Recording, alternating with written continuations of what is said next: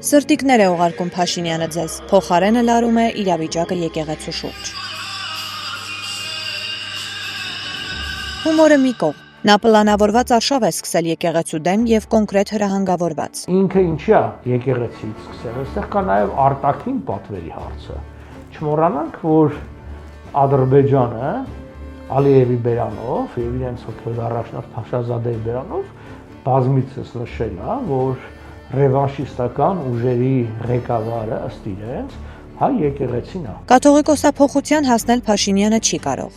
Չնայած խորհրդարանի ամբիոնից մեղքը ժողովրդի վրա գցելով արդեն հայտարարում է կարգալուծության մասին։ Ժողովուրդը իրան կարգալույծը արի վաղուց։ Փորձագիտական հանրությունն էլ միամիտ չէ, գիտեն կարգն ու հակառակվելու ձևը։ Այդպիսի կարգ, որ կաթողիկոսին կարգալույծ անել, գոյություն չունի, եթե դա եպիսկոպոսած դասի ընդհանրական վերաբերմունքը կամ համոզմունքը չէ։ Այս տեսակետից իհարկե օծիալին կարգալույծ անելը հնդածս, ինչպես որ փորձում են ներկայացնել, հնարավոր չի ուղղակի։ Մերժիր կաթողիկոսին օպերացիայով Փաշինյանը 2026 թվականի ընտրություններին է պատրաստվում։ Այդ համատեքստում ԱԱԾ-ն զորքով կմտնի մայրաթոր։ Այս հարցն է արդեն հանրության լայն շրջանակներում քննարկվում։ Իսկ կանխատեսումները տարբեր են։ Սա էլ շատ ես կոչեի ստոր քայլ է, որովհետև երկրի ղեկավարը իրավունք չունի սեփական ժողովրդին տանել բախման։ Եվ եկեղեցին, քանի որ ինքը նաև էմոցիոնալ թեմա է, հավատի թեմա է, այդտեղ ավանդույթի հարցը, այստեղ շատ ավելի սուր է դրված։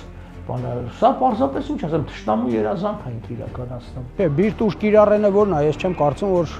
Խորեն Մուրադբեկյանի պես, որ իմ բոլշևիկները խեղդել են էջմիածնում, պետք է ինչ-որ կաթողիկոսի դեմ մահափորձել լինի, այդպես բան չի կարող լինել։ Լավ գիտակցենք էլի, որ մենք արդեն 21-րդ դարում ենք էլի, նույնիսկ 20-րդ դարը որպես այդպեսին անցյալ է մեր համար, որից որևէ օրինակ վերցնել պետք չի, որովհետև այնտեղ ուրիշ բարքեր են եղել, ուրիշ իրավիճակ է եղել, ուրիշ գաղափարաբանական կաղապար է եղել հասարակության գլխին անցկացված եւ պետք չի զուգահեռներ անցկացնել այդ առումով։ Հույս ունենանք, որ մենք գնում ենք դեպի այն հանգրվանը, որտեղ հնարավոր կլինի